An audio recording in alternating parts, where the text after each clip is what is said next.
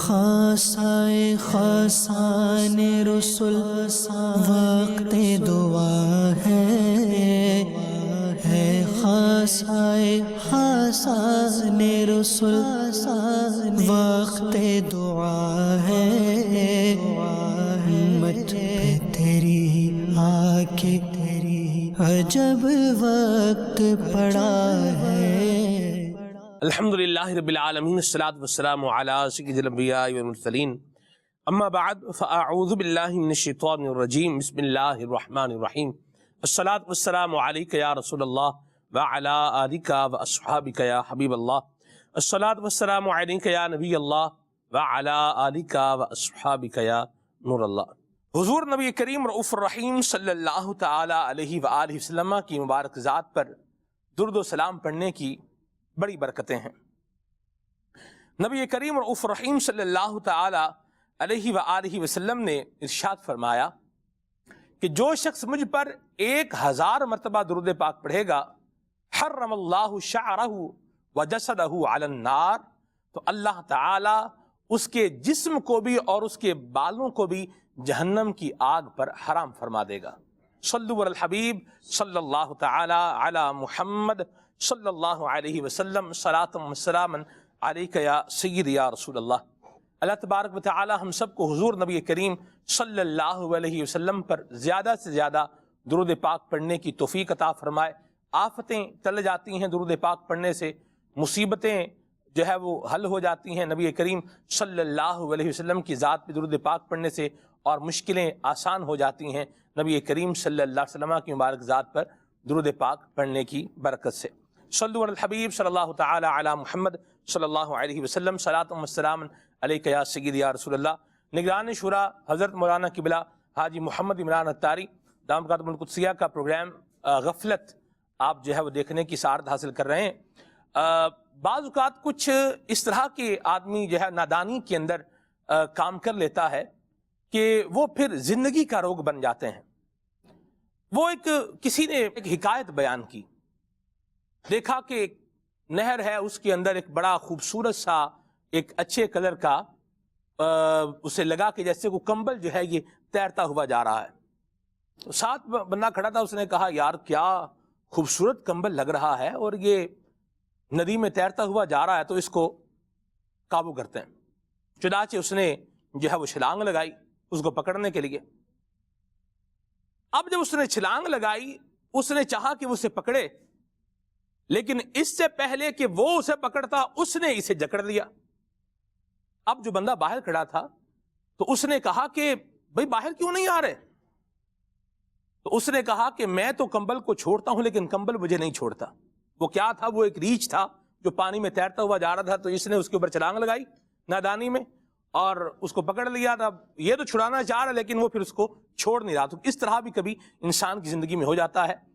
اس میں ایک جو کام ہے وہ ڈرگز، منشیات، نشے کا عادی بن جانا، اس طرف آنا، نادانی کی وجہ سے بولنے، بعض غفلت کی بنیاد پر بھی یہ کام ہوتے ہیں، اور پھر یہ کبھی کبھار انسان کی زندگی کا ایک روگ بن جاتا ہے۔ کبھی تو انسان کو احساس نہیں ہو پاتا کہ میں نے اس دلدل سے نکل کے باہر آنا ہے، اور کبھی وہ باہر آنا چاہتا ہے تو بہت مشکل ہوتا ہے اس سے باہر آنا۔ قبلہ نگران شورا ہمارے ساتھ ہیں انشاءاللہ۔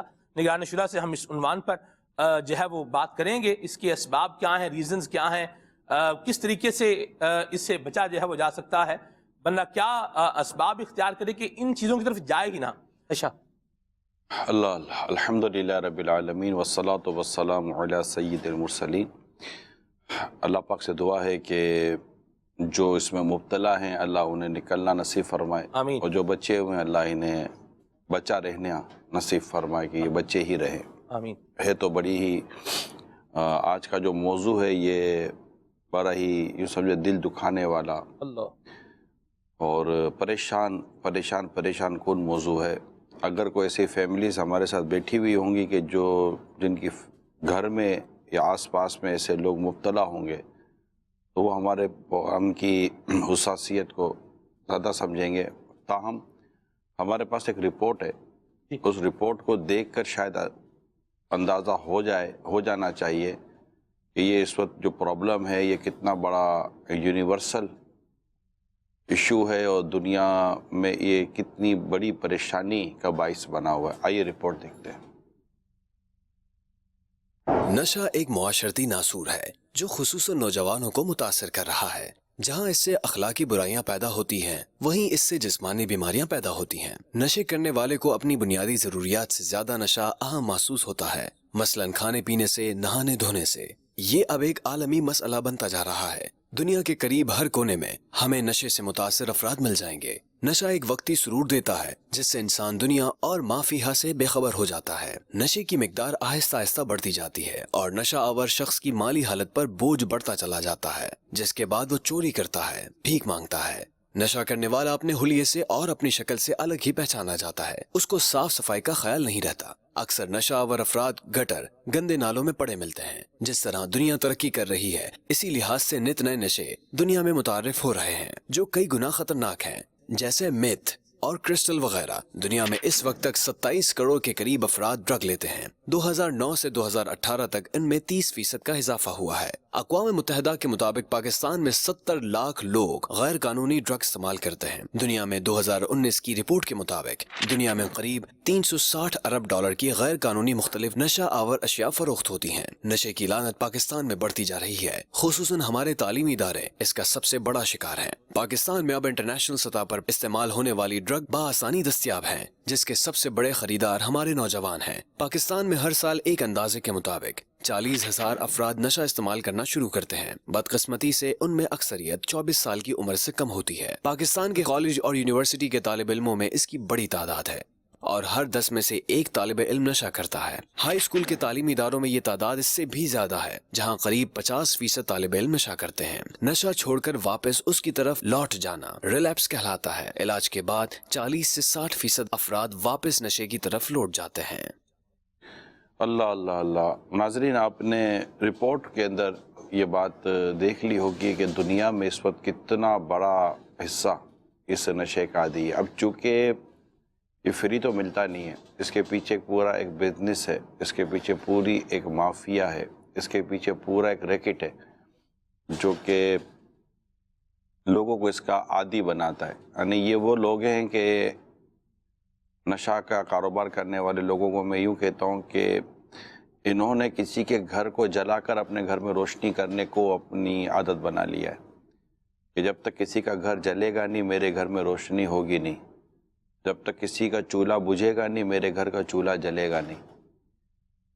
یہ انتہائی معاشرے کے لیے ناسور بنے، یعنی نشہ ناسور ہے لیکن نشے کا جو کاروبار کرنے والے ہیں یہ ہماری سوسائٹی کے وہ ناسور ہیں کہ اللہ سے دعا کریں کہ اللہ پاک انہیں ہدایت اور ایسی ہدایت دے کہ یہ اس گندے غلیظ اور تباہ و برباد کر دینے والے کام سے باہر آ جائیں.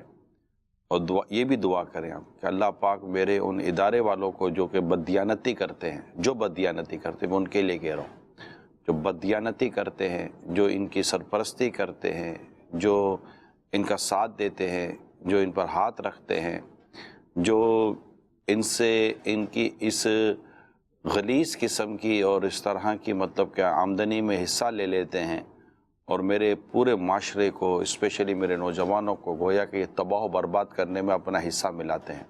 ان سب کو ڈرنا چاہیے.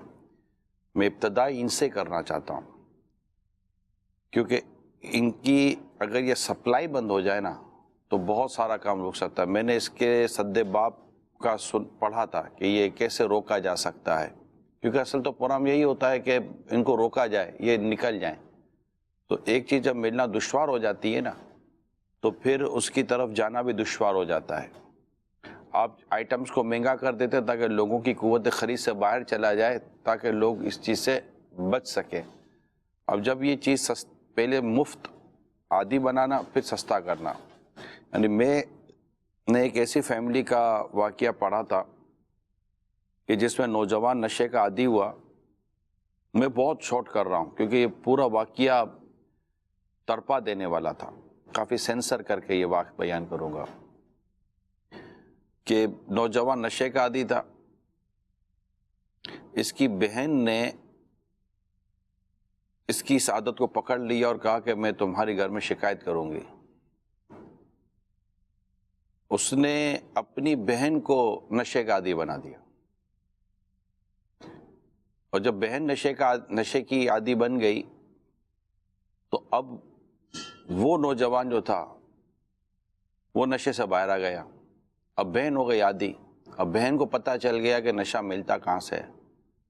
اب نہ صرف بہن نشے کی عادی بنی، بلکہ اب نشہ خریدنے کے لیے بہن کے پاس جب پیسے نہیں تھے تو اس بہن نے اپنے جسم کا سودا کیا، اور اب وہ اس سطح پر پہنچ چکی تھی کہ وہ نشہ بھی کرتی تھی اور نہ کرنے والے کام بھی کرتی تھی. حتیٰ کہ ایک دن آیا کہ اس کی اور جس سے وہ نشہ لیتی تھی اس کی دونوں کی لاش کسی ہوٹل میں ملی. بھائی سب کچھ جانتا تھا لیکن بھائی کر کچھ نہیں سکتا تھا، کیونکہ اس لائن پر لانے والے اس کو اس کا سگا بھائی تھا.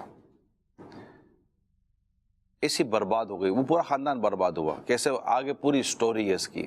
اب چونکہ وقت بہت کم ہے اور یہ اتنا مطلب کہ معاملہ عجیب و غریب ہے. خیر اللہ پاک ہمارے حال پر رحم فرمائے. تو دنیا بھر میں یہ نشے کے جو عادی ہیں تو اس کی طرف جایا کیسے جاتا ہے. میں چاہوں گا کہ ہمارے ساتھ جو کہ ڈاکٹر زیرک بھی ہمارے ساتھ شامل ہیں، تو اس کے ساتھ جانے کے اسباب، اور ساتھ ساتھ میں یہ عرض کروں گا ڈاکٹر صاحب سے کہ اگر مثال کے طور پر، بلکہ میں چلیں یہاں سے سٹارٹ لیتا ہوں کہ ڈاکٹر صاحب سے میں یہ عرض کروں گا کہ فار ایگزامپل ڈاکٹر صاحب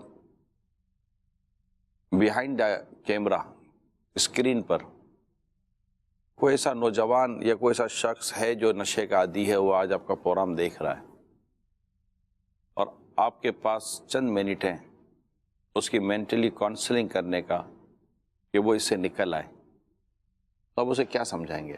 دیکھیں، سب سے پہلے تو یہ ہوگا کہ دیکھنا پڑے گا کہ وہ کس اسٹیج پر ہے، کہ کیا وہ اپنے اس نشے کی پرابلم کو پرابلم سمجھتا ہے. اگر تو پرابلم سمجھتا ہے تو اب اگلی سٹیج ہوگی کہ اس کو مزید دیکھا جائے کہ اس کے پازیٹیوز کیا ہیں جو اس کو اس ڈرگز میں نظر آ رہے ہیں، اور اس کے نیگیٹیوز کیا ہیں، اور جو منفی اثرات ہیں ان کو اس کو بتا کر باور کروا کر پھر اسے امید دلائی جائے کہ بھئی دیکھیں آپ اس سے باہر آ سکتے ہیں، اور جب باہر آئیں گے تو اس کے فوائد کیا ہوں گے. تو یہ ساری چیزیں جو ہے وہ کرنی پڑتی ہیں، اور بالخصوص ڈرگز وغیرہ میں جہاں کچھ ڈرگز کی میڈیکل ٹریٹمنٹ بھی ہوتی ہے، تو اس کے بعد جو آپ نے دیکھا ہوگا، خیر یہاں تو اعداد و شمار میں ریلیپس ریٹ 40 to 60% بتایا گیا، لیکن ان ریئلٹی یہ بہت زیادہ ہوتا ہے، بہت زیادہ ہے. اور اس کی وجہ یہ ہوتی ہے کہ ان کی کاؤنسلنگ یا تو پراپرلی ہوئی نہیں ہوتی یا انہوں نے کروائی نہیں ہوتی. اور کاؤنسلنگ کے ذریعے یہی ہوتا ہے کہ وہی جو آپ کے ذہن میں سوچیں آتی ہیں، کیونکہ ان کو سب سے زیادہ ہوتی ہے کریونگ. کریونگ ایک لفظ ہے انگلش میں جس کو کہتے ہیں کہ آپ کو جو ہے وہ خواہش ہوتی ہے، آپ کو ڈیمانڈ ہوتی ہے، یعنی کہ آپ جو ہے وہ کہتے ہیں کہ مجھے یہ چیز چاہیے. جیسے سگریٹ پینے والا ہے، اب جب وہ ایک سگریٹ پیے گا تو اب تھوڑی دیر کے بعد اسے دوسرے سگریٹ کی چاہت ہونا شروع ہو جائے گی. اچھا، اب یہ سگریٹ ہو گیا، ڈرگز ہو گئے، ان میں سے اکثر ایسی چیزیں ہیں نا کہ بعض کی کریونگز زندگی بھر نہیں جاتی. آپ کئی سال چھوڑ دیں پھر بھی آپ کو کہیں نہ کہیں سے وہ کریونگ آ جائے گی. تو اس کے لیے کاؤنسلنگ جو ہے وہ سب سے بہتر ہے، اور مریض کو بتانا کہ دیکھیں اپنے اندر تبدیلی لانے کی جو اسٹیجز ہیں اس سے، اور پھر جب آپ ریکور ہو چکے ہیں تو اب ریلیپس کا رسک یہ ہے، اور ریلیپس کے یہ اسباب ہیں، ان اسباب سے آپ بچتے رہیں گے تو آپ ریلیپس کی طرف نہیں جائیں گے. یہ ایک مختصر ترین جو ہے وہ. میں سب نفسیاتی ہاسپٹل میں مدنی چینل کے پروگرام کی ریکارڈنگ کے حوالے سے میں گیا تو وہاں تقریباً 3 سے 4 جوان تھے جن سے ملاقات میری ہوئی. تو انہوں نے چاروں نے جو ایک بات کہی وہ یہی کہی کہ نشہ جو ہے نا یہ بہت بری چیز ہے، تو اس سے جو ہے وہ بچا جائے. انہوں نے کہا کہ ہم اس نشے کے عادی بنیں، اور نشے کا عادی بننے کے بعد معاشرے میں عزت ہماری ختم ہو گئی، گھر والوں سے ہم جو ہے وہ دور ہو گئے، اور آج ہم ابھی جو ہے وہ اس ہاسپٹل میں ہیں اور ہمارا جو ہے وہ علاج ہو رہا ہے، کچھ وہ مینٹلی اعتبار سے بہتر بھی تھے. ان کی بات کا جو خلاصہ تھا وہ یہی تھا کہ نشہ جو ہے یہ بہت بری چیز ہے، اس کو چھوڑ دیں ورنہ آپ کا سب کچھ برباد ہو جائے گا. جیسے آگ ہے نا، سب آگ جب فیول کو لگتی ہے، لکڑی کو آپ آگ لگائیں گے تو وہ آگ کیا کرے گی، اس لکڑی کا بالکل کیا کر دے گی، خاتمہ کر کے اس کو راکھ بنا دے گی. اسی طرح یہ جو نشہ ہے یہ شخصیت کو، انسان کی اخلاقیات کو، اس کی زندگی کو، اس کی عزت کو، اس کے سٹیٹس کو، اس کے خاندان کو جلا کر کے جو ہے پھر راکھ کر دے گا، پھر بندہ بعد میں ہاتھ ملتا رہے گا. ڈاکٹر صاحب نے ایک بات کہی تھی، سب سے بہتر یہ ہے کہ بندہ اس طرف جو ہے وہ جائے ہی نہ، اس طرف قدم بڑھائے ہی نہ. تو میں یہ چاہوں گا کہ اس کے جو ریزنز ہیں، اس کے جو اسباب ہیں، ان میں سے جو ہے وہ ہم کچھ پر ہی بات کر پائیں گے. ظاہر سی بات ہے ٹائم جو ہے یہ جتنا پروگرام کا ہے. ایڈونچرس بننے کے لیے بھی مجھے لگتا ہے کہ لوگ جو ہے وہ ڈرگز لیتے ہیں. آپ اس سے اتفاق کریں گے؟ نوجوان بالخصوص، ارے کیا ہے، کچھ بھی نہیں ہوتا، کر کے دیکھو کیا ہے، کچھ بھی نہیں ہے. آپ کریں گے؟ ایسا بھی ہوتا ہے، ایسا بھی ہوتا ہے. اور جیسے ڈاکٹر صاحب نے کہا نا کہ اس کو اس بات کا احساس ہو جانا کہ میں اب پھنس گیا ہوں، یہ پرانا نشے والا ہے. جی، شروع کے نشے والے کو شاید یہ احساس نہیں ہو رہا ہوتا، کیونکہ وہ اسی خوش فہمی میں ہوتا ہے کہ یہ تو کوئی ہے ہی نہیں، مہینہ 2 مہینے کا ہے، میں جب چاہوں گا اس کو چھوڑ دوں گا. کیونکہ وہ جو کریونگ آپ نے کہا نا، وہ جو کریونگ فیلنگ ہے وہ بھی اس کی اتنی اسٹیبلش نہیں ہوئی ہے، تو وہ خود 1-2 دن کے لیے چھوڑ دیتا ہے. بولا میں کبھی پیتا ہوں، میری تو مرضی ہے، میں 2 دن کے لیے چھوڑ دیتا ہوں، 3 دن کے لیے چھوڑ دیتا ہوں، پھر کبھی دل کرتا ہے تو میں پی لیتا ہوں. مگر وہ جب پی رہا ہے نا تو وہ اس کی وہ اسٹیبلش ہونا شروع ہو گئی ہے. پھر آہستہ آہستہ وہ 1 دن 2-3 دن سے 1 دن پر آئے گا، 1 سے آدھے پر آئے گا، تو پھر یہ چیزیں بڑھتی رہتی ہیں. تو شوق میں بھی بندہ لے لیتا ہے، تھوڑا ضد میں بھی لے لیتا ہے، لیڈ ہوشیاری میں بھی لے لیتا ہے کہ میرے کو کچھ بھی نہیں ہوتا. میں آپ کے سامنے نشہ کے جو عادی لوگ ہیں، انہوں نے اپنے جذبات بھی ہمیں دیے ہیں. یہ بھی ان کی سمجھے کہ ایک، میں یہی کہوں گا کہ انہوں نے یہ شاید یہ سوچ کر ہی دیے ہیں کہ شاید ہماری یہ ویڈیو دیکھ کر کوئی رک جائے، کوئی مان جائے، کوئی سمجھ جائے. اور ہم بھی اسی نیت کے ساتھ یہ ویڈیو چلا رہے کہ شاید ان ویڈیوز کو دیکھ کر کسی کو ان میں اپنا چہرہ نظر آ جائے، اور جو اس وقت اللہ کی رحمت سے بچے ہوئے ہیں ان کو اس بات کا احساس ہو جائے کہ اگر خدا نہ خواستہ پڑ گئے تو پھر نتیجہ آپ کے سامنے ہے جو بھی ہم کو دکھانے جا رہے ہیں. لیکن میں ان ویڈیوز کو دکھانے سے پہلے آئیے 1-2 کالیں لے لیتا ہوں. جی، میرا یہ سوال ہے، یہ بتائیے منشیات استعمال کرنے والوں کی تعداد میں جیسا دیکھا جا رہا ہے کہ ہر سال اضافہ ہو رہا ہے، تو اس کے کیا عوامل ہیں اور بنیادی اس کی وجہ کیا ہے؟ کچھ اس کے حوالے سے کچھ روشنی فرما دیں. بری صحبت اور سمجھانے کی کمی، یہ بھی میں آپ کو بتا دوں. میں نے لکھے تھے اسباب اس کے. جس طرح ہم پروگرام کر رہے ہیں، اگر اسی طرح لگ کر پروگرام ہو جائے نا، مختلف چینلز پر لگ کر پروگرام ہو جائیں اور شریعت کے دائرے میں رہ کر ہوں. مجھے بھی آج کچھ چیزیں دکھانی تھی تو میں نے یہاں سے پہلے مفتی صاحب کو چیزیں بھیجی، مفتی صاحب نے مجھے کلیئرنس دی. اب میں آپ کو وہ چیزیں دکھانے جاؤں گا. یہ میں نے آپ کو اس لیے اپنی بیہائنڈ دا سین یعنی ایکسرسائز بتائی تاکہ یہ اندازہ ہو جائے کہ ہمیں جو بھی کام کرنے ہیں وہ شریعت مطہرہ کی روشنی میں اور اجازت لے کر کرنے. نمبر 1، اگر یہ سارے، میں بھی سوچ رہا تھا، میرے پاس لکھے بھی ہوئے ہیں، مسجد، ممبر، محراب، ادارے، مدارس، school, college, universities, media, social media, ہر جگہ سے ایک اچھی خاصے انداز میں اور بڑے ہی مطلب کہ وہ مضبوط اور شریعت مطہرہ کے دائرہ کار میں رہ کر اگر ان تمام تر چیزوں کو ایک یوں سمجھیے کہ ہائپ کریٹ کی جائے اور اس کو بس سیریس لیا جائے، تو مجھے ایسا لگتا ہے کہ اس پر کسی حد تک ہم قابو پا سکتے ہیں. 2 چیزیں تو کم از کم مجھے نظر آتی ہیں کہ جو کچا کچا ہے، ابھی بیچارہ انوالو ہوا ہے، وہ شاید بہت جلدی پلٹ آئے. نمبر 2 کہ جو جانے کی پوزیشن میں ہے وہ بچ جائے، وہ سمجھ جائے گا کہ یار یہی وہ جگہ ہے جہاں پر بندہ پھسلتا ہے، وہ نکل آئے. اور جو بھی کافی دور ہے تو وہ اور مزید دور ہو جائے گا.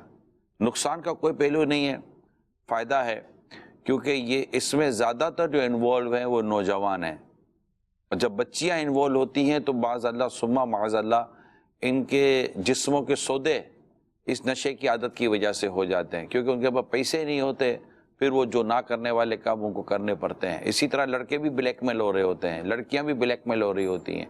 یہ اتنے ظالم قسم کے لوگ ہیں۔ اچھا، ان کا ظلم ظاہر کیا جائے اور اللہ توفیق دے تو ان تک اپروچ کی جائے۔ دیکھیں، یہ بھی ایسا نہیں ہے کہ ان میں سے کئیوں کو سمجھایا نہیں جا سکتا۔ میں آپ کو سمجھانے کے لیے ایک مثال دیتا ہوں۔ پچھلے دنوں میرا بیان تھا یو کے کی طرف، یورپ کا میں بیان کر رہا ہوں، تو میں ملک کا نام نہیں لیتا آپ کے سامنے۔ سلمان بھائی، میں نے وہاں شراب پر بیان کیا، ایک شخص کا مجھے پتہ چلا، پھر مجھے میرے سے ملاقات بھی ہوئی، اس نے اظہار بھی کیا، اس کے 15 اسٹور ہیں جن میں شراب بکتی تھی، اسے سارے کے سارے اسٹور سے شراب ختم کر دی، شراب کا بزنس ختم کر دیا۔ مجھے کتنی خوشی ہوئی ہوگی۔ یہ اس سے پہلے کی بھی کئی واقعات ہیں، میں آپ کو ایک لیٹسٹ واقعہ سنا رہا ہوں، ٹھیک ہے؟ اس کے علاوہ اس کے بعد بھی پھر مجھے میسیج آیا کہ فلاں فلاں جگہ پر فلاں فلاں لوگوں نے شراب کا کام بند کر دیا، کسی نے شراب بیچنی بند کر دی، کسی نے شراب پینی بند کر دی، کسی نے شراب رکھنی بند کر دی۔ الغرض وذکر فإن ذکر تنفع المؤمنین، سبحان اللہ۔ اور سمجھاؤ کہ سمجھانا مسلمانوں کو فائدہ دیتا ہے۔ یعنی دنیا میں میرے پیارے اسلام بھائیو بہت ایشو ہیں، معاشرتی بہت ایشو ہیں، یعنی یہ خود ایک اتنا بڑا موضوع جو میں آپ سے ڈسکس کر رہا ہوں اور ہم یہ پروگرام لے کر بیٹھے ہوئے ہیں، اس نشے کی وجہ سے ہمارے معاشی مسائل ہیں، ہمارے معاشرتی مسائل ہیں، ہمارے لوگوں کے ذہنی مسائل ہیں، ہمارے لوگوں کے فیملی مسائل ہیں، ہمارے لوگوں کے فزیکلی مسائل ہیں، ہمارے لوگوں کے مینٹلی مسائل ہیں، اور اس کی وجہ سے ملک، ملت، قوم کی ترقی کے راستے بند ہیں، رکے ہوئے ہیں، کری کوئی کچھ نہیں سکتا۔ یعنی ایسا شخص اپنا گھر نہیں چلا سکتا، ملک و ملت کی کیا خدمت کرے گا، معاشرے میں کیا اپنا رول پلے کرے گا؟ تو آپ اس بات کو سمجھ لیں کہ یہ نشہ سپلائی کرنے والے وہ لوگ ہیں جو ہمارے نوجوانوں کی دیواروں میں دیمک ڈالنے والے لوگ ہیں، جو ہمارے نوجوانوں کو اور ہمارے معاشرے کے لوگوں کو یہ کھوکھلا کرنے والے لوگ ہیں، اور ان کی سرپرستی کرنے والے یہ کسی صورت میں بھی کم مطلب کہ مجرم نہیں ہے۔ یہ میں آپ کو بہت کلیئرلی عرض کر رہا ہوں۔ اور اس کے بعد بات باری آتی ہے وہاں کی کہ جہاں یہ بیٹھتے ہیں اور وہاں مطلب کہ نشہ ان کو مل جاتا ہے، وہ پھر وہ تو اسے بری صحبت، قرآن کریم واضح طور پر فرماتا ہے وَكُونُوا مَعَ الصَّادِقِينَ، اور سچوں کے ساتھ وابستہ رہو۔ بری صحبت سے بچنے کی تو قرآن کریم میں بھی، حدیث میں بھی بالکل واضح طور پر ہمیں ارشادات ملتے ہیں۔ تو کچھ والدین کو اپنی توجہ کرنی پڑے گی، اور واعظ و نصیحت میں اس جو موضوع کو مزید لانا پڑے گا۔ اسی طرح اسکول، کالج، یونیورسٹیز کے اندر ٹیچرز کو، پروفیسرز کو، لیکچرار کو، ڈین کو، یعنی میری پنجاب کے اندر بھی چند یونیورسٹی میں جانا ہوا، میرا سندھ میں بھی، اندرون سندھ میں بھی چند یونیورسٹیز میں جانا ہوا، یونیورسٹیز کی جو اتھارٹیز تھی میں نے ان کے ساتھ بیٹھ کر بات کی، جو مطلب کہ وزیر تھے ان تمام تر کاموں کے، صوبائی وزیر ہوں یا وفاقی وزیر ہوں، کہ آپ یقین مانیں میں نے پرسنلی ان سے جا کر باتیں کی ہیں، اوپر سے لے کر نیچے، ایون کہ پریسیڈنٹ سے لے کر آپ اتھارٹی بولے میں اس اتھارٹی تک گیا ہوں پرسنلی۔ تو یہ میرے لیے اتنا مطلب کہ وہ موضوع ہے، میں اس کو میرا مطلب یہ برننگ ایشو ہے جو میں آپ سے بات کر رہا ہوں، معاشرے کو جلا کر برباد کر رہا ہے وہ، جسے سلمان بھائی نے کہا کہ جیسے آگ لکڑی کو تباہ کر رہی ہے، اس طرح یہ تباہ کر رہا ہے۔ اور ابھی بھی حال میں ہی ایک وفاقی طور پر، گورنمنٹ کے طور پر ایک لیٹر بھی ایشو ہوا ہے کہ اس موضوع کو لیا جائے، اس موضوع پر بیان کیا جائے، اس موضوع کو لیا جائے۔ ہم تو سالوں سے لے کر چل رہے ہیں، اور پریسیڈنٹ سے لے کر پی ایم تک، پی ایم سے لے کر نیچے تک، ہر جگہ تک میں خود پرسنلی گیا ہوں یہ موضوع کو لے کر، میں ان کے اداروں میں گیا ہوں اس موضوع کو لے کر، میں ان سے ملاقات کرنے کے لیے گیا ہوں اس موضوع کو لے کر، کہ کسی صورت اللہ تعالیٰ مجھے توفیق دے اور مطلب کہ ہم کوئی ایسا کردار ادا کرنے میں کامیاب ہو جائیں۔ لیکن ظاہر بات ہے کہ ہمارا کام پہنچانا ہے، منوانا ہمارا کام ہے ہی کوئی نہیں، ہم پہنچائیں گے۔ لیکن اگر مطلب کہ media, paper media, electronic media, T V media, web media, اسی طرح جو آپ کے یہ یوٹیوبر ٹائپ کے جو لوگ ہیں، اسی طرح سوشل ایکٹیوسٹ، یا کیا اس کو آپ کیا بولتے ہیں، یہی کہتے ہیں یا کیا ورڈ کہتے ہیں، سوشل سوسائٹی انفلوئنسر، آج جو بھی اس طرح کے جو لوگ ہیں، اسی طرح سول سوسائٹی کے جو لوگ ہیں وہ ہیں، اور اس طرح جو بھی انفلوئنس رکھتے ہیں 10 15 20 50 100 لاکھ 2 لاکھ 10 لاکھ کروڑ 2 کروڑ کے اندر، وہ سارے کے سارے مل کر اگر اس پر ایک کلیکٹیو ایفرٹ کریں تو اللہ کی رحمت شامل حال رہی تو اس کو کسی حد تک ہم روکنے میں اور ختم کرنے میں یا قوم کو بچانے میں کامیاب ہو سکتے ہیں۔ ہم اپنا حصہ ملا کر دنیا سے چلے جائیں کہ لکھا لائیں ثنا خانوں میں چہرہ تیرا۔ تو آئیے میں آپ کو بتاتا ہوں، ہمارے پاس جو ایک اس فعل میں مبتلا کچھ لوگ ہیں، ان کی ویڈیوز دیکھتے ہیں۔ یہ ہم کو سمجھو 8-9 سال ہو گئے، پہلے شادی سے پہلے بھی کرتے تھے۔ میں پھیری کرتا ہوں، اسی سے پیٹ پالتا ہوں، کوئی نہیں ہوتا ہے تو بھیک بھی مانگ لیتا ہوں۔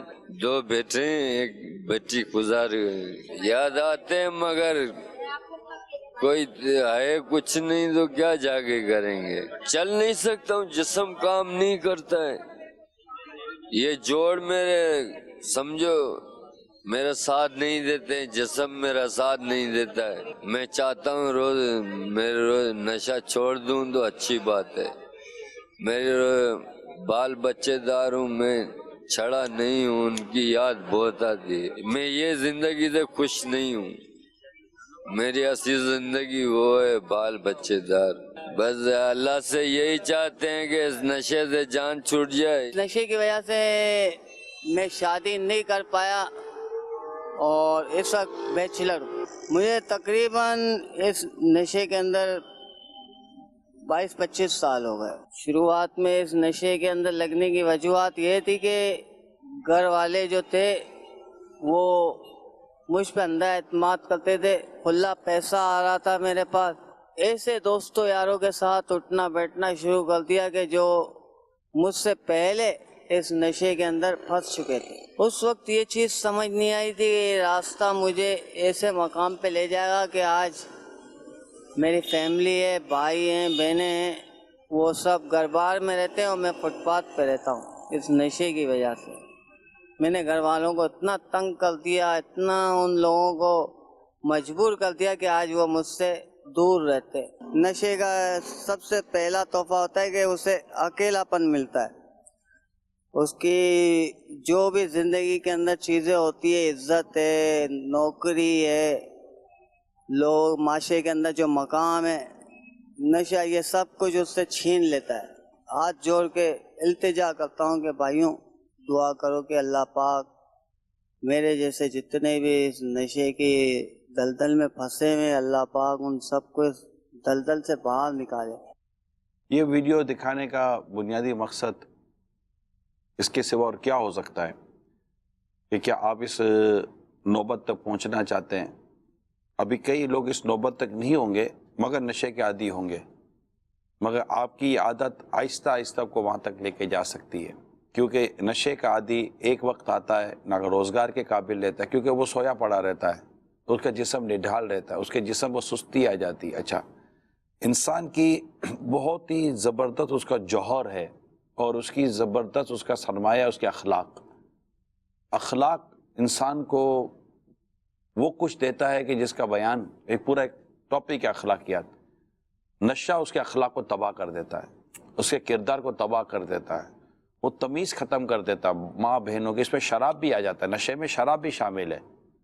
نشے میں یہ جو وہ نشے جن کو شریعت نے حرام کیا ہے، کئی نشے ایسے جن کو شریعت نے حرام کیا، شراب کے علاوہ بھی کہ وہ شریعت مطہرہ کے نزدیک حرام ہے، اس میں چرس بھی شامل ہے، اس میں ہیروئن بھی شامل ہے، اور بھی چند ایسے نشے ہیں جن کا نام لیا۔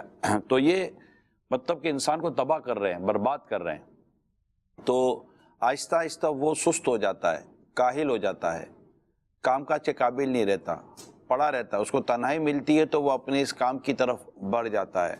اچھا، اب چونکہ یہ جہاں جاتا ہے وہاں پر اس کے روزگار کے مواقع کم پڑ جاتے ہیں، تو اب اس پہ چوری کی عادت پیدا ہو جاتی ہے، نہ گھر والے اس کو رکھ پاتے، نہ کوئی اس کو کاروبار میں رکھ پاتا ہے، اور پھر وہ بھیک مانگنے پر آ جاتا ہے، یا پھر وہ چوری ڈکیتی کی طرف آ جاتا ہے، یا پھر وہ اسٹریٹ کرائم کی طرف آ جاتا ہے۔ پھر اس کو پکڑ کے لے جاتے ہیں، اس کو مارتے پیٹتے ہیں، اور وہ ڈھیٹ بن جاتا ہے، عادی بن جاتا ہے، پھر اس کو اٹھا کر پھینک دیا جاتا ہے۔ ایسے لوگ کوڑے کے ڈھیر پر بیٹھے ہوئے ہوتے ہیں، ایسے لوگ کچرے کے मतलब ढेर पे पड़े हुए मिलते हैं। ऐसे लोग फुटपाथों पर कोने में, दुनिया माफिया से बेखबर, कौन आ रहा है कौन जा रहा है बेखबर, गंदे मेले कुचेले पड़े हुए आपको नजर आएंगे। इनके घर वाले भी अगर इनके करीब से गुजरेंगे तो ये भूल से भी नहीं कहेंगे कि हम इसको जानते हैं। कि ये सारी चीज़ें क्या इस नौबत तक आना चाहते हैं?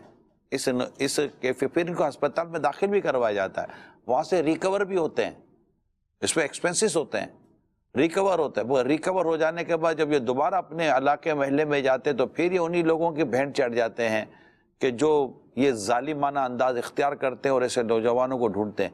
क्योंकि आप तो उनको दुरुस्त करने के लिए मेहनत कर रहे हैं, मगर इनका तो ये तो कस्टमर था ना जो चला गया, ये तो इनको महीने की आमदनी देता था जो चला गया। अब ये ठीक होकर तो आ गया, आहिस्ता आहिस्ता उसको सिगरेट के साथ साथ फिर उसको नशे का आदी बनाया जाएगा, इसके पीछे पूरा रैकेट लगा रहेगा।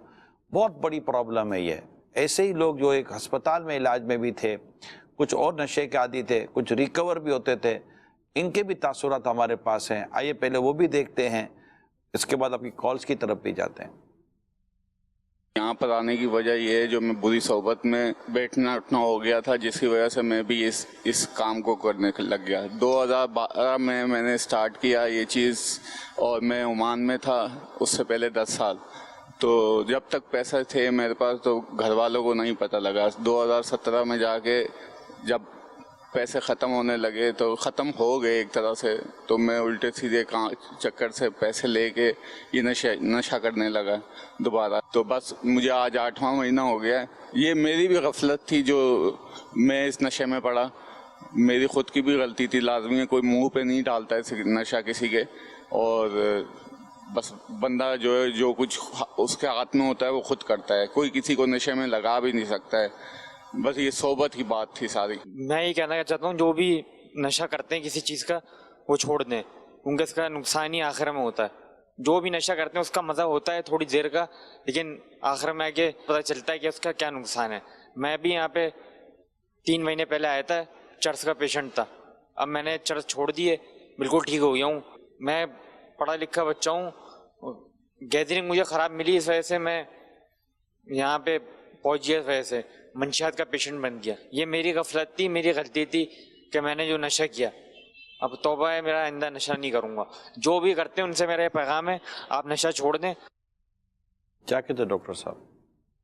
जी देखें, इसमें चंद एक बातें मैं समझता हूँ कि ज़रूरी हैं कि कुछ चीज़ें जो इन्होंने बयान की, सबसे पहले तो जिन लोगों को दिखाया गया, जैसे जो फुटपाथ पर हैं, घर वालों से दूर हैं या हॉस्पिटल में एडमिट हैं, तो ये डेफिनेटली फ़ायदा मंद है उनके लिए जो नशे से बचे हुए हैं। लेकिन इसमें एक ख़तरा ये भी है कि जो नशा कर रहे हैं और इनकी इस कैफियत तक नहीं पहुँचे, वो हो सकता है अभी जॉब भी उनकी हो, घर में भी रहते हों, लेकिन नशा कर रहे हैं और वो समझे कि नहीं, मैं तो अभी तक अगर नहीं पहुँचा तो आगे भी नहीं पहुँचूँगा, और वो हो सकता है कि नशे को जारी रखें। इसमें जो है, इसको एक फैक्टर होता है, उसको कहते हैं कंट्रोल फैक्टर। कि शुरू में जब किसी को नशे पे लगाया जाता है, उसका दोस्त उसको सिगरेट देता है या जो माफिया वाले होते हैं वो उनको प्रोवाइड करते हैं, तो वो कहते हैं कि यू आर इन कंट्रोल, तुम जब चाहोगे लेना, जब ना चाहोगे ना लेना। ये जो है वो इससे नशा नहीं होता, आदी नहीं होते। शुरू में ऐसी ड्रग्स वो देते हैं कि जिससे जो है वो वाकई जो है वो इतनी एडिक्टिव नहीं होती, बिल्कुल कुछ हद तक तो वो भी होती हैं, लेकिन देर में उनका असर ज़ाहिर होता है। तो ये एक झांसा दिया जाता है, या बंदा खुद अपने आप को ये झांसा देता है कि मैं कंट्रोल में हूँ, मैं जब चाहूँगा इसे छोड़ दूँगा। तो ये एक बहुत जो है वो रिस्क फैक्टर है कि आप कभी भी ड्रग्स में कंट्रोल में नहीं है, क्योंकि ड्रग्स आपके जो है, अगर इसको मेडिकल पॉइंट ऑफ व्यू से देखा जाए तो ये आपके दिमाग में जो केमिकल्स होते हैं, जिनको न्यूरोट्रांसमीटर्स बोलते हैं, तो ये उनके बैलेंस को अफेक्ट करते हैं। कि उनका जब बैलेंस हाई होता है तो अब ये ड्रग का जो नशा होता है, जो आपको फीलिंग्स अच्छी होती हैं, जो आप ये जो है वो एक अजीब दुनिया में चले जाते हैं, तो वो उन केमिकल्स की वजह से होता है। अब इंसान का जिस्म अल्लाह ताला ने इस तरह तख्लीक किया है कि उसके अंदर ऑटोमेटिक मैकेनिज़म्स हैं जो उस जब वो बैलेंस से आउट होता है तो वापस बैलेंस में लाते हैं, और ये हमारे रोज़मर्रा में चलता रहता है। लेकिन जब आप ड्रग्स लेकर आप उस सिस्टम को ओवरलोड कर देते हैं तो अब जो रिबाउंड इफ़ेक्ट होता है वो भी ज़्यादा होगा। تو آپ کا جو ایک بیلنس ہے کیمیکلز کا وہ امپیکٹ ہوگا. اب آپ کا کوئی کنٹرول نہیں ہے ان کیمیکلز پر. تو اب یہ کیمیکلز نیچے آتے ہیں نا برین میں, تو وہ جو نشہ ہوتا ہے اترتا ہے. اب جو خوش ہوتا ہے نا, اب وہ اداسی کی طرف آئے گا. اب جو اس کے جسم کو پہلے پلیئر ملا تھا, اب وہ درد کی طرف آئے گا. تو اب یہ جو پھر جس کو ہم سمٹمز بولتے ہیں, ودرول سمٹمز بھی بولیں, اس کی مختلف کیفیات ہوتی ہیں, سٹیجز ہوتی ہیں. تو ان چیزوں کو آپ کبھی کسی طرح کنٹرول نہیں کر سکتے. تو ایک تو یہ بات ہے کہ آپ کبھی بھی اس فولس بلیف میں نہ رہیں کہ آپ کا کنٹرول ہے, کبھی بھی آپ کا کنٹرول نہیں. تو یہ ایک ضروری بات میں سمجھتا ہوں کہ اس حوالے سے جو ابھی تک بات کی گئی ویڈیوز وغیرہ میں, کہ کنٹرول آپ کا کبھی بھی نہیں ہوتا. آہستہ آہستہ پھر آدمی اس کا ایسا عادی بن جاتا ہے کہ پھر کسی کی بات عموماً اس کی سمجھ میں آتی نہیں ہے. اچھا, میں آپ کے سامنے ایک سوال کھڑا کرتا ہوں ناظرین. جو یہ نشے کے عادی ہیں یا نشے کی طرف چلے گئے ہیں, بہت زیادہ عادی ہو چکے ہیں یا شروع ہی کیا ہوا ہے, کیا آپ کو ان میں کوئی نمازی, پرہیزگار, سنتوں پر عمل کرنے والا, دین پڑھنے والا مل رہا ہے؟ نہ ہونے کے برابر, شاید نہیں ملے گا. اسلام, دین, نماز, قرآن, تلاوت, حدیث, نیک لوگوں کی صحبت, یہ ان چیزوں سے بچاتی ہے. اس میں آپ کو زیادہ تر وہی لوگ ملیں گے جو اس ماحول سے دور ہیں, نیکی کے ماحول سے دور ہیں, پرہیزگاری کے ماحول سے دور ہیں. کیا دیا ہے اس دینی ماحول سے دور رہ کر؟ کیا ملا ہمیں؟ نشہ, شراب, بدکاری, چوری, جھوٹ, فریب, دھوکہ. ملا کیا ہے؟ دیا کیا؟ دنیا کمانے کے لیے دھوکہ دینا. ہم دین کی طرف آ جائیں, پرہیزگاری کی طرف آ جائیں, عبادت کی طرف آ جائیں, اللہ کی رضا کی طرف آ جائیں, اس کی مدد, اس کی مہربانی. اور یہ نشے کی جو عادت ہے نا, یہ بندے کو مسجد سے بھی دور کر دیتی ہے, عبادت سے دور کر دیتی ہے, نیکیوں سے دور کر دیتی ہے, اور سوسائٹی سے بھی وہ دور ہو جاتا ہے. اللہ پاک اس سے نجات عطا فرمائے, اور یہ ناسور ہمارے معاشرے سے جتنی جلدی ہو سکے اللہ کرے اور یہ ختم ہو جائے, اور ہم سب کو اللہ تعالیٰ اس معاملے میں اپنی اپنی حصے کی کوششیں کرنے کی توفیق عطا فرمائے. آئیے کالس لیتے ہیں. میرا سوال آپ سے یہ دیکھنے میں آیا ہے کہ چھوٹے بچے بھی سگریٹ پیتے ہیں, کیا یہ منشیات کی طرف پہلا قدم ہے؟ میرا یہ سوال یہ ہے کہ ہمارے یہاں اسکول کالج کے بچے بھی منشیات کے عادی ہوتے جا رہے ہیں, خصوصاً بڑے بڑے تعلیمی اداروں میں یہ رجحان زیادہ دیکھنے میں آیا ہے. میرا سوال یہ ہے منشیات کے حوالے سے والدین کا کیا کردار ہے کہ وہ اپنے بچے پر نظر کیسے رکھیں اور وہ اس غلط سمت نہ جائے؟ دیکھیے, پہلی بات جو آپ نے سوال کیا وہ یہ تھا سگریٹ. میں تو اس کو یہ کہتا ہوں کہ سگریٹ اس نشے کی طرف جانے کی پہلی سیڑھی ہے. شاید جس نے کبھی سگریٹ نہیں پی اس کی طرف یہ نشہ جائے, اس کا امکان نہ ہونے کے برابر ہے. یہ میری اپنی انڈرسٹینڈنگ ہے کہ پہلے وہ سگریٹ سے شروع کرتا ہے, سگریٹ خود اس کو ایک ایڈکشن کی طرف لے کے جاتی ہے, وہ ایک سگریٹ کا ایڈکٹڈ ہو جاتا ہے, اسے سگریٹ نہیں چھوٹتی. اب میں یہ سوچتا ہوں کہ جس شخص سے ڈاکٹر صاحب سگریٹ نہیں چھوٹتی, اسے پھر یہ دیگر نشے کی عادتیں کیسے چھوٹیں گی؟ سگریٹ تو اس سے بہت کم ہے. جو یہ ٹوبیکو یوز کرتے ہیں, پان گٹکا وغیرہ, جو ٹوبیکو, اللہ کی شکر ہے کہ کبھی اس طرف جانے کا موقع یا پتہ ہی نہیں ہے اس کا ٹیسٹ کیا ہوتا ہے, لیکن جو یہ کرتے ہیں میں نے دیکھا چھوٹتی نہیں ہے. میں جس علاقے میں ماضی میں کی میں بات کر رہتا تھا, وہ پان کی دکانیں کافی ہوتی تھیں. تو ماہ رمضان میں شام کو 4, 4:30, 5 بجے تک اتنے بڑے بڑے پیکٹ بنے ہوئے رکھے جاتے تھے پان کے. اور یہ کون ہوتے تھے؟ یہ وہ پان خور ہوتے تھے جنہوں نے روزہ تو رکھا ہوتا تھا, لیکن اب یہ جاتے جاتے یہ پان کے پیکٹ دیکھ کے جائیں گے اور یہ سحری تک یہ پان ہی کھاتے رہیں گے, تمباکو والے, یہ پتیوں والے, اور یہ کھاتے رہیں گے. اس میں اگر میں ایک پوائنٹ مینشن کروں کہ ٹوبیکو پروڈکٹس میں سب سے زیادہ جو نکوٹین ہوتی ہے یہ ایڈکٹیو ایلیمنٹ ہے. تو اگر میں یہ کہوں نا کہ اس وقت دنیا میں لیگلائزڈ ایڈکشن سب سے زیادہ وہ ہے, وہ یہی نکوٹین اور اسموکنگ ہے. حالانکہ اس کی نقصانات بیان کیے گئے, اس کی پروڈکٹ پر اس کے لاس بیان کر دیے گئے. دنیا میں کہتا ہے یہ دنیا کا واحد پروڈکٹ ہے کہ جس کو پروڈکٹ کرنے والا ہی اس پر لکھ رہا ہے کہ میرا یہ پروڈکٹ استعمال کرو گے تو منہ ایسا ہو جائے گا، طبیعت ایسی ہو جائے گی تو مر جاؤ گے. مگر مصیبت یہ ہے کہ یہ لکھنے کے بعد بھی اس پہ کمی نہیں آئی ہے. دنیا میں اس وقت اربوں ڈالر کا سگریٹ پیا جاتا ہے، اور یہ آپ کہہ سکتے ہیں کہ یہ اس کی پہلی سیڑھی ہے نشے کی طرف جانے کا. نشے کی طرف جاتے تو اس سے تو میرا اتفاق ہے. لہذا جو سگریٹ، پان، گٹکے کے عادی ہیں، ان سے تو یہی درخواست ہے کہ آج ابھی ہمت کریں اور چھوڑ دیں. یہ جو نڈھال ہے نا، میرے آقا فاروق اعظم رضی اللہ تعالیٰ عنہ کو میں نے پڑھا ہے کہ یہ جو نڈھال اور یہ سست قسم کے جو نوجوان ہوتے ہیں، میرے آقا فاروق اعظم کو یہ پسند نہیں ہوتے تھے، آپ ان سے ناراض ہوتے تھے. یہ بالکل نہیں مریل سا آدمی ہوتا ہے، سست جی نڈال سا. میرے آقا فاروق اعظم رضی اللہ تعالیٰ نے ایسے نوجوانوں کو پسند ہی نہیں فرماتے تھے. درست فرمایا. ان کو تو آپ مطلب کہ صحیح کر دیتے تھے جی، جو اس طرح کی کوئی انداز اختیار کرتے تھے. آپ بڑے چاقو چوبند، تندرست، توانا اور پھرتیلا نوجوان میرے آقا فاروق اعظم رضی اللہ تعالیٰ کو پسند تھا، اور ایسے نوجوان بنایا کرتے تھے، اس پر تربیت فرمایا کرتے تھے آپ. تو اب یہ پڑا رہتا ہے کونے کے اندر چپ چپ کر. اچھا رسپیکٹیبل لوگوں میں بھی نہیں بیٹھتا، اگر بیٹھا ہے تو اٹھنے کا دل کرتا جلدی باہر جاؤں تاکہ 2-4 کش لگا لوں کہ یار کہاں بھی ان کے سامنے یہ پیوں گے. یعنی آپ اتنی تو کم از کم آپ کے اندر تمیز آج موجود ہے کہ آپ معزز، جس کو آپ معزز سمجھتے ہیں، اس کے سامنے آپ یہ کام کرتے ہوئے شرماتے گھبراتے یار ان کے سامنے کیا کرنا. ماں باپ کیا کہتے ہیں نہیں کرتا، ہماری سوسائٹی میں تو نہیں کرتا، باہر تو خیر جو کچھ کرتے ہیں وہ اللہ کی پناہ. تو اس سے تو بچیں. اور جو دیگر عادی ہیں ان سے بھی میری درخواست ہے، اگر وہ ہمارا پروگرام ابھی دیکھ رہے ہیں، بعد میں دیکھیں گے، مہربانی کریں چھوڑ دیں. یہ تکلیف چھوڑنے کی 10، 12، 15 دن، مہینہ بھر ہے، آپ نکل جائیں گے. کیونکہ ایسے ہزاروں لوگ ہیں جو اس عادت سے نکل آئے ہیں دنیا بھر میں. فگر موجود ہے، ان میں مبتلا ہونے کا فگر موجود ہے.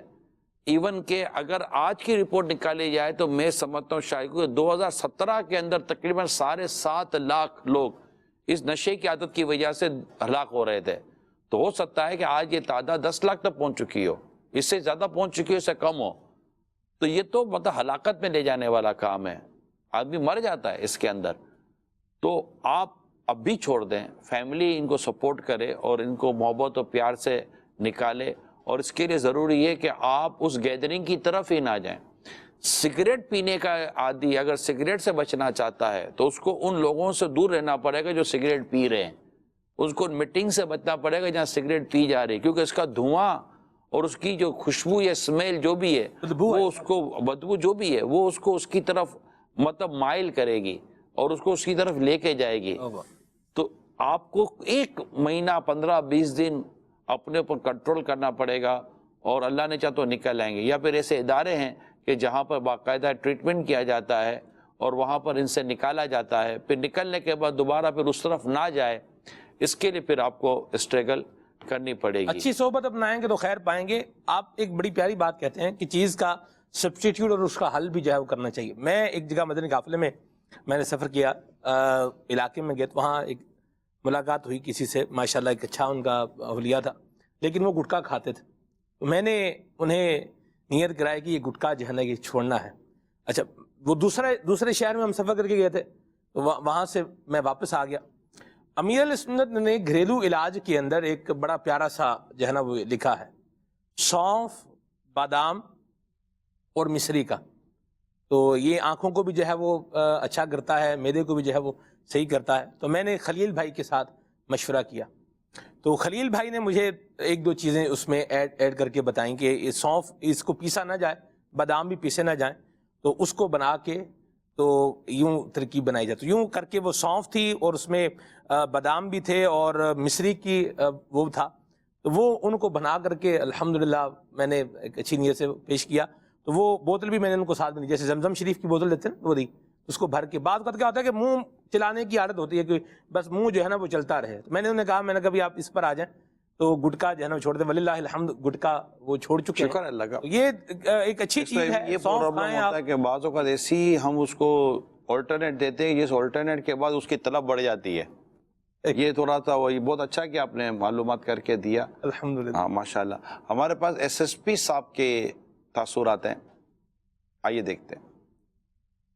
منشیات ہر لحاظ سے جرم ہے، اور اس کے علاوہ صرف جرم ہونے کے ساتھ ساتھ اخلاقی طور پہ بھی اس کے اوپر ہم پہ بہت ذمہ داریاں عائد ہوتی ہیں، اور ایک منشیات کا عادی شخص نہ تو اچھا باپ بن سکتا ہے، نہ ہی اچھا بھائی، نہ ہی اچھا بیٹا، اور معاشرے کے لیے ایک پروڈکٹیو شہری نہیں بن سکتا. تو یہ بھی ایک بہت بڑی ذمہ داری ہے جو کہ ایک انسان پہ ہے کہ وہ سوسائٹی کا ایک پروڈکٹیو ممبر بنے. تو جرم ہونا تو اپنی جگہ ہے، مگر اخلاقی طور پہ بھی اور مورلی بھی منشیات کا استعمال ایک بہت ہی بری اور غلط عادت ہے. ڈیلی بنیادوں پہ اور تمام تھانوں میں ہم نے یہ ڈائریکشن دی ہے کہ جو اس طرح سے لوگ نشے کے عادی ہیں، ایڈکٹس ہیں، تو ان کو ہم مختلف جگہوں سے، پارکوں سے اٹھاتے ہیں اور تھانے میں ان کی انٹری کرتے ہیں اور ان کو ریہیبلیٹیشن سینٹرز میں وہاں پہ جمع کرواتے ہیں. دیکھیں، منشیات کا عادی تو کہیں بھی ہو سکتا ہے، مگر ہم نے دیکھا ہے کہ زیادہ تر جو عادی لوگ ہیں، جو سلم ایریاز ہیں یا جو انڈر ڈیولپڈ ایریاز ہیں، وہاں پہ ان کا پہنچنا جانا زیادہ، وہاں پہ رہتے ہیں، وہاں پہ رجحان ان کا زیادہ ہوتا ہے. تعلیمی اداروں کے حوالے سے ابھی بھی حالیہ طور پہ ایڈیشنل آئی جی کراچی صاحب نے ایک لسٹ شیئر کیا تمام ایس ایس پیز کے ساتھ، اور ان کے اندر جو اسکولوں میں یا ان کے آس پاس منشیات بیچ رہے ہیں ان کو سخت کریک ڈاؤن کی ہدایت کی گئی ہے. دیکھیں، اس میں کوئی عمر کی تفریق نہیں ہے، اور ہر طرح کے لوگ جب ہم ان کو تھانے لے کے آتے ہیں اور ان کی کاؤنسلنگ بھی کرتے ہیں اور سینٹرز میں جمع بھی کراتے ہیں، تو ہم نے دیکھا کہ اس میں ہر عمر کے لوگ شامل ہوتے ہیں.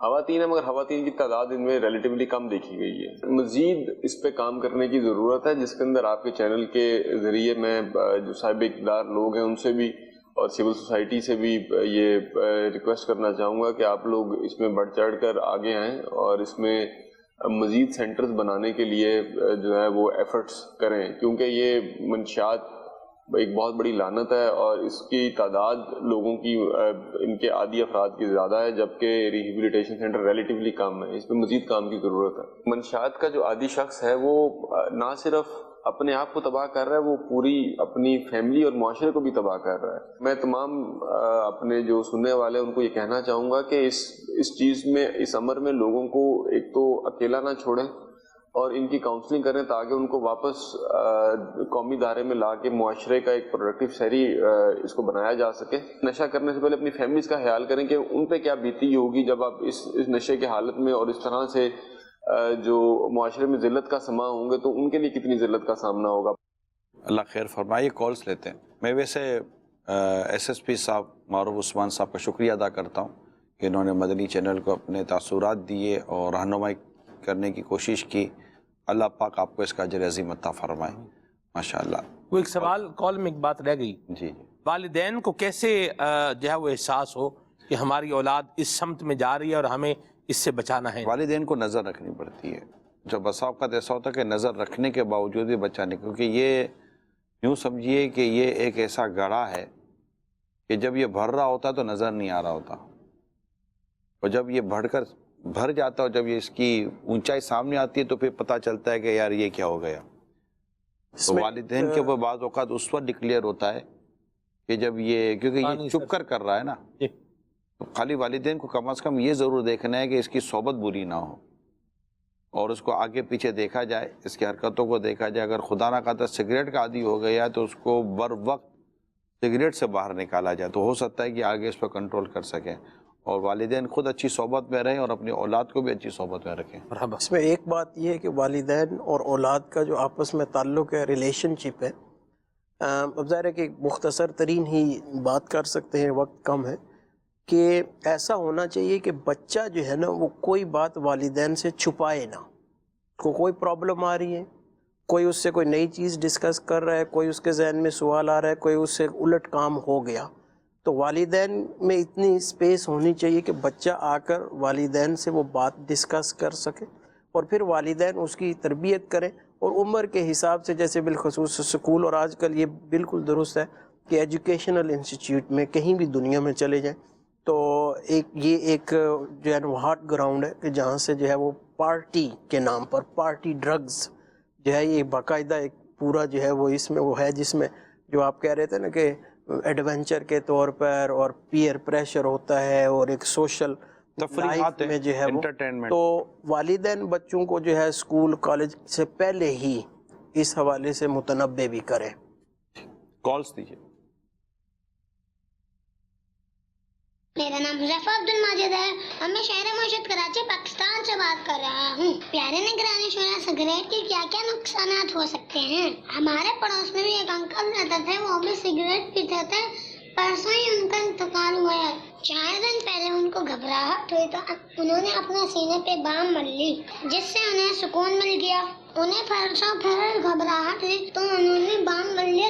بام ملتے ملتے ان کی ڈیتھ ہو. جب انہیں ہاسپٹل لے کر گئے تو پتہ چلا اٹیک ہوا ہے. جو لوگ اپنی صحت کا خیال نہیں رکھتے، آپ ان کے بارے میں کیا فرمائیں گے؟ سگریٹ کے بیٹا کوئی فائدہ ہے ہی نہیں، صرف نقصان ہے. ایک بھی فائدہ نہیں ہے سگریٹ کا. اور اس کے بیٹا نقصان اتنے ہیں کہ جس کو شاید بیان کرتے کرتے پروگرام ختم ہو جائے گا.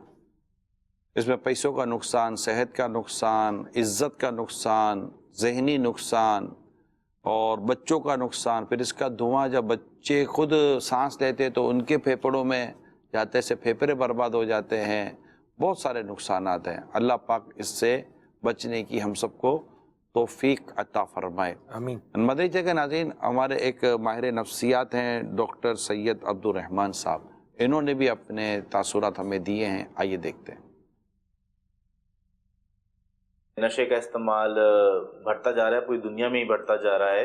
اس کی کئی وجوہات ہیں. نشے کا آسانی سے مل جانا بھی اس کی ایک وجہ ہے، جو کہ ہمارے اداروں کی غفلت ہے. بہت ٹریفکنگ ہوتی ہے اس کی. ایک پہلی غفلت یہ ہوتی ہے کہ لوگ اپنے ایسے دوست یاروں میں بیٹھتے ہیں جو نشہ کا استعمال کرتے ہوں، تو وہاں سے عادت لگ جاتی ہے شروع میں مزے کے لیے.